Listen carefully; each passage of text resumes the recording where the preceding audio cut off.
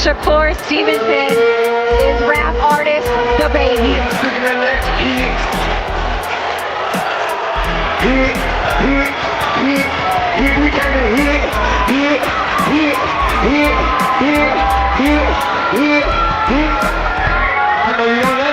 You never know how to play. You never get that ever playing. Then you did it, so you know me again. I got eyes at the heart. Okay, I'm on. So I'm gonna box in the corner. I don't know. You tell me that they're coming. Open up.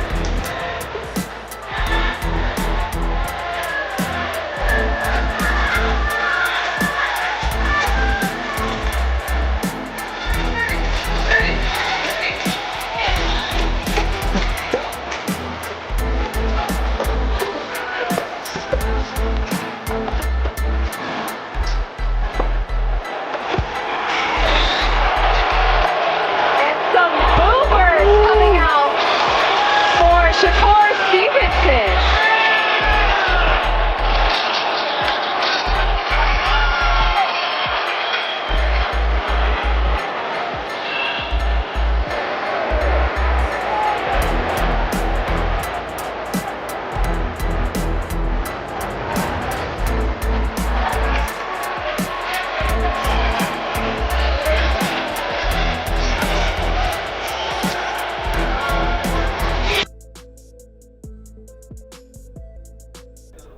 I'm just insulted he thinks he can come up to my weight and feel like he can just make it easy work. Well, come up to my weight then. I don't not like him. I think he's a funny guy. I think he's funny looking as well. He reminds me a bit of, you know, Tom and Jerry. Which one? What's the mouse? I didn't even watch Jerry, he reminds me of Jerry. Oh, literally, yeah, Turkey called it. I didn't even realise, yeah, Tom and Jerry, he does all that running around. And I don't think it's going to be like a super tough fight either. His IQ will frustrate him. Don't you think Teo has also good ring IQ and also is slick, fast? I think explosive? so, but when you look at Teo's performances against guys that are just pure boxers, it's just like, he almost lost to Sandor Martin. Some people thought he lost to Sandor. Boxing legends are already breaking down next year's most anticipated mega fight, and their early verdicts are explosive. Insiders are calling this matchup a potential generational classic built for pay-per-view dominance. Both fighters bring elite ring IQ, layered skill sets, and a championship mindset into a high-stakes division. Teofimo Lopez insists he has nothing to lose, yet the financial and legacy risks appear to lean heavily in his direction. At 140 pounds, Shakur Stevenson looks natural, fluid, and physically optimized for peak performance. Lopez, by contrast, does not carry the same size or leverage at the weight, an important factor that could influence momentum, betting odds, and the final outcome once they collide in the ring.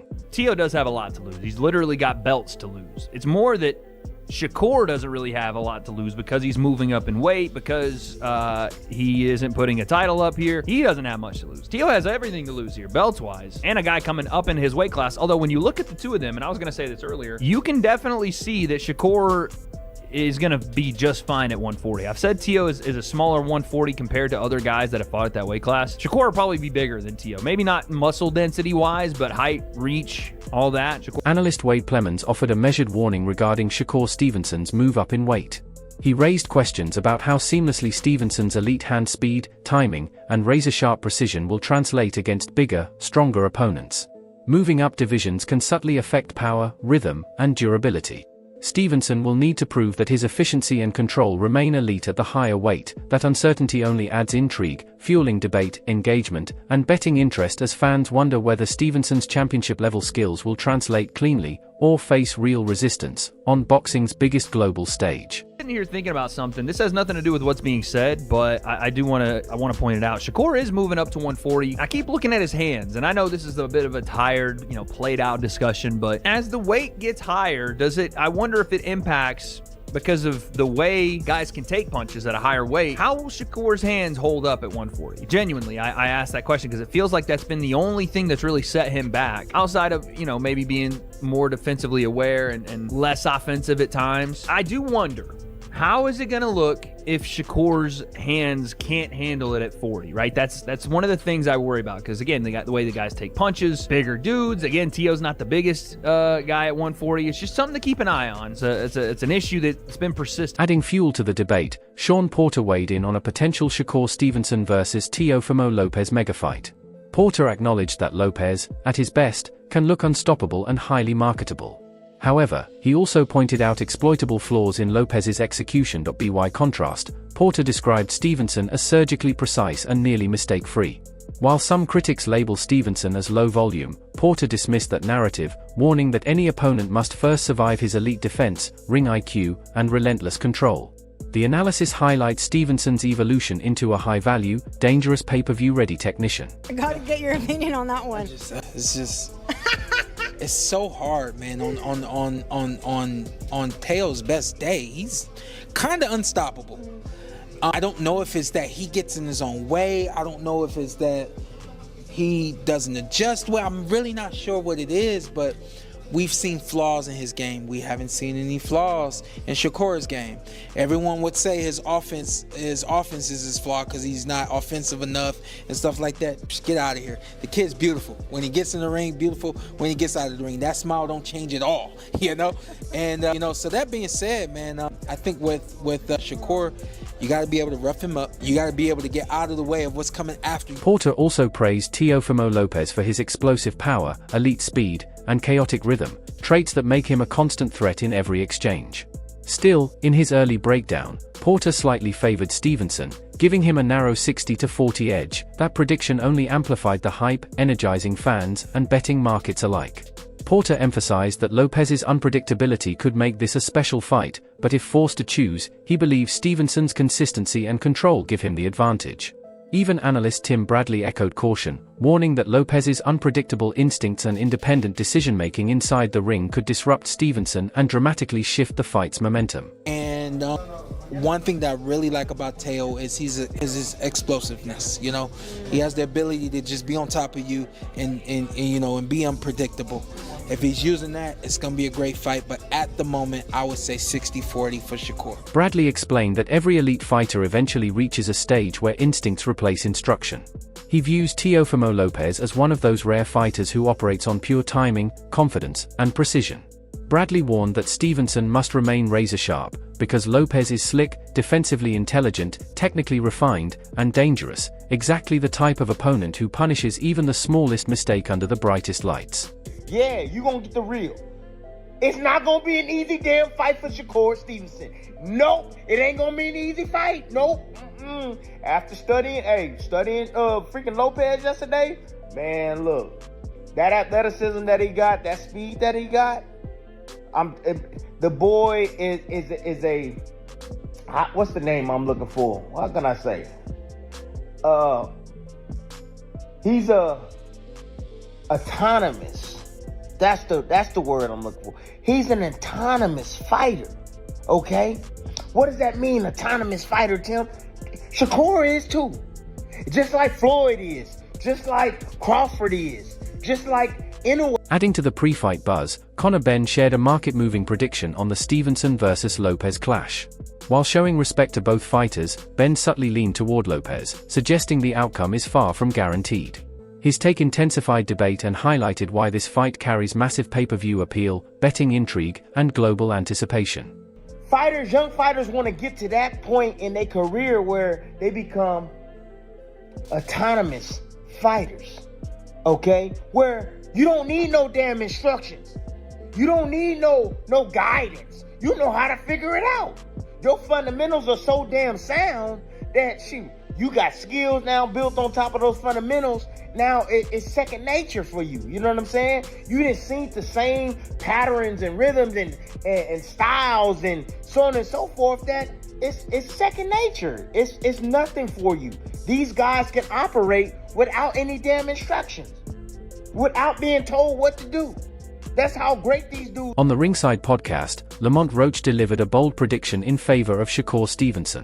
He emphasized Stevenson's elite ring IQ, tactical discipline, and composure, arguing that those high-level skills create matchup problems Lopez may struggle to solve on fight night. Teo, I think he's in a hard fight. Well, it's not a taxing fight. It's in a he's in a complex fight in terms of boxing, but he's not in a grueling war. He won't be in a grueling war, that's for sure. Playing devil's advocate, obviously, as a journalist as well, you look at pound-for-pound rankings and Shakur is a lot higher. I know you don't like Shakur, but do you not have respect for what he could do against Teofimo Lopez? Because you've dismissed him there, Connor. No, I don't not like Shakur. I like Shakur.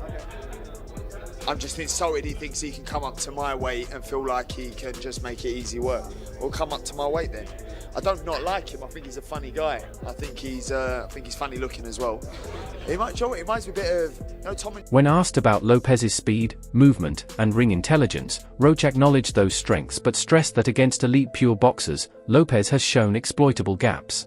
In his view, Stevenson's technical precision, defensive mastery, and disciplined approach give him a clear advantage in a high-level boxing matchup. It's like a little mental lapses every once in a while. Look at the Kambosos fight. Like, that's a fight that people would never expect Kambosos to win, and he won a grueling match against him as well. So I just, I don't know. I don't think he can get it done against Shakur when it comes to like, because it's going to be just a skill match. I don't think he's going to try to rough Shakur off, and it's probably not. Meanwhile, Max Kellerman offered elite insight into the Stevenson vs. Lopez blockbuster.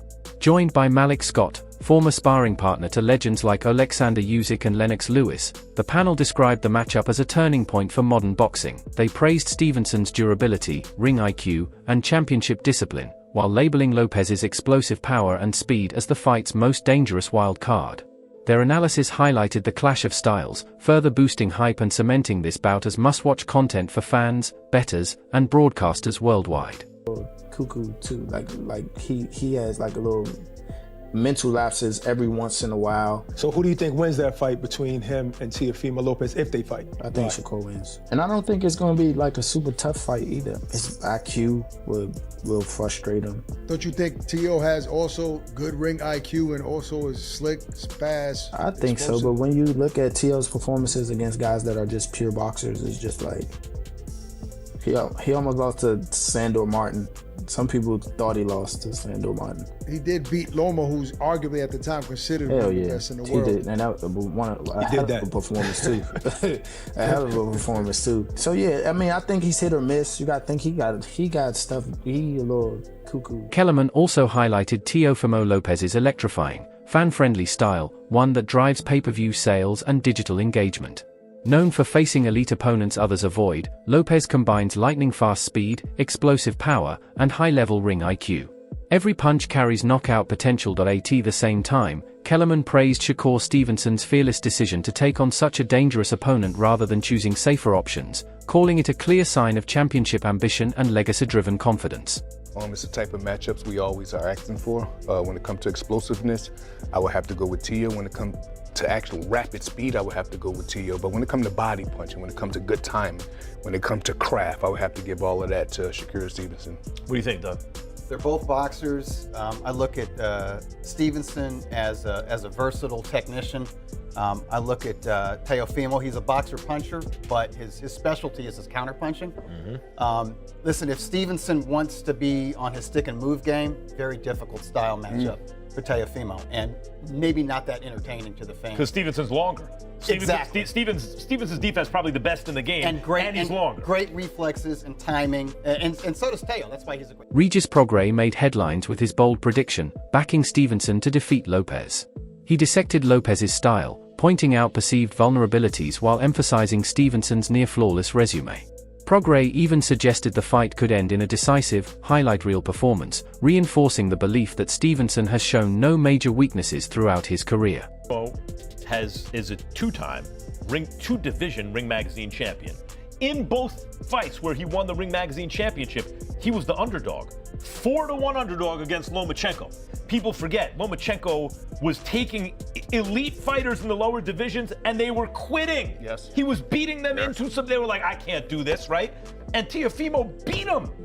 Right, he outboxed him. Yeah, he didn't do it by physically imposing himself on him. He outboxed him, he Yeah. outfought him, he had speed, power, and then again against Josh Taylor at junior welterweight, he was the underdog. So he saves his best for his biggest moments. Yes, and Max, and look, I give Shakur a lot of credit, right? Because we see fighters like Boots Ennis that want to do a tune-up fight at their... As the Stevenson versus Lopez showdown approaches, the stakes could not be higher. This is more than just a fight, it's a battle for legacy, strategy, and championship supremacy.